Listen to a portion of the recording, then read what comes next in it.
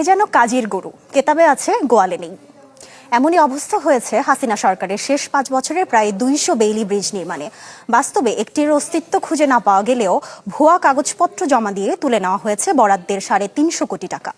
এমনই কাণ্ড ঘটেছে স্থানীয় সরকার প্রকৌশল অধিদপ্তর এলজিইডির বেইলি ব্রিজ নির্মাণ প্রকল্পে। পিরোজপুর ঘুরে এসে ইমদাদ হকের 2 পর্বের ধারাবাহিকের প্রথমটি আজ।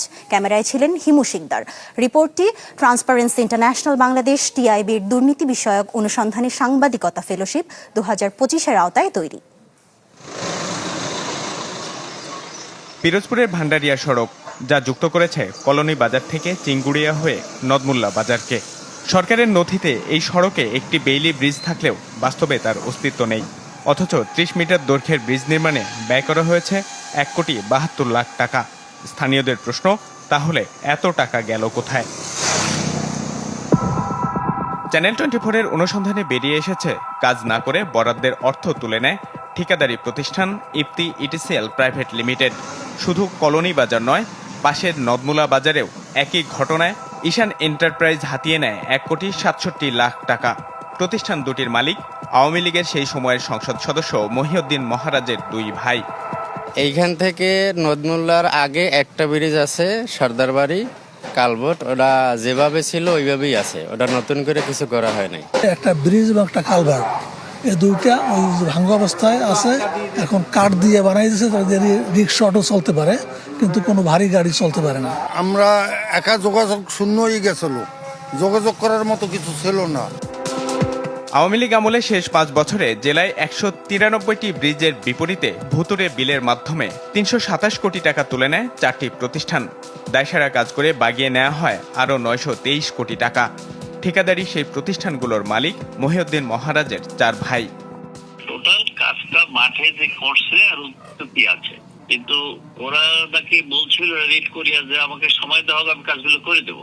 ওদের কথায় যেটা বুঝলাম যে ওদেরকে সময় দিলে ওরা সব কাজটা উঠাই দিতে পারতো। 2018 সালে দক্ষিণাঞ্চলে 2000 বেইলি ব্রিজ নির্মাণের উদ্যোগ নেয় সেই সময়ের সরকার। 2 বছরের মাথায় 1835 কোটি টাকার প্রকল্পের ব্যয় বেড়ে দাঁড়ায় 2334 কোটি টাকায়। গেল ডিসেম্বর পর্যন্ত সরকারি নথিতে 1129টি সেতু নির্মাণের কথা বলা হলেও বাস্তব চিত্র ভিন্ন। যিনি কাজটি পাবেন, প্রকিউরিং এন্টিটির সঙ্গে বা অন্য যারা আছে প্রভাব বিস্তার করতে পারে তাদের সঙ্গে তাদের কম্প্রোমাইজ করে সম্পর্ক বজায় রেখে কাজ করতে হয়। কিন্তু এই যে কাজ না করেও পেমেন্ট দিয়ে দেওয়া, এটা আমরাও পত্রপত্রিকা পড়ি শুনি, কিন্তু যদি আমি পদ্ধতি অনুযায়ী যাই, ইট ইজ নট পসিবল। যদি কম্প্রোমাইজে যাওয়া হয় তাহলেই এটা পসিবল। তাহলে আমরা ধারণা করতে পারি যে ক্রেতা বিক্রেতা এখানে হাত মিলিয়ে ফেলেছে এবং তাতে জাতির 12টা বাজতে চলেছে আর কি। সরকারের কোষাগার থেকে টাকা বেরিয়ে গেলেও কোনো রেকর্ডই নেই এলজিইডির কোনো দপ্তরে। কাজ বাস্তবায়ন হবে, সার্ভিস ইঞ্জিনিয়ার সুপারভিশন করবে, এমবি লিখবে, বিল ফরওয়ার্ডিং হবে, বিল ফর্ম হবে, তবে অ্যাকশন অফিসে। আমরা এগুলো কিচ্ছুই জানি না। আমাদের যে এতগুলো কাজ আছে, এই ঘটনার পরে আমি এই জিনিসটা জানতে পারতেছি, এতগুলা কাজ। ওইটা ভাই আমি ভালো জানি না, আগেরগুলা এটা আমি ভালো জানি না। এটা যেহেতু আমি আগেরগুলা ভালো জানি না, আমি বলতে পারতেছি না আর কি। এটা হলো বিষয়। দুর্নীতি আঁচ করতে পেরে 2023 সালে প্রকল্পটি নিয়মিত পরিদর্শনে নামে পরিকল্পনা মন্ত্রণালয়ের বাস্তবায়ন পরিবীক্ষণ ও মূল্যায়ন বিভাগও।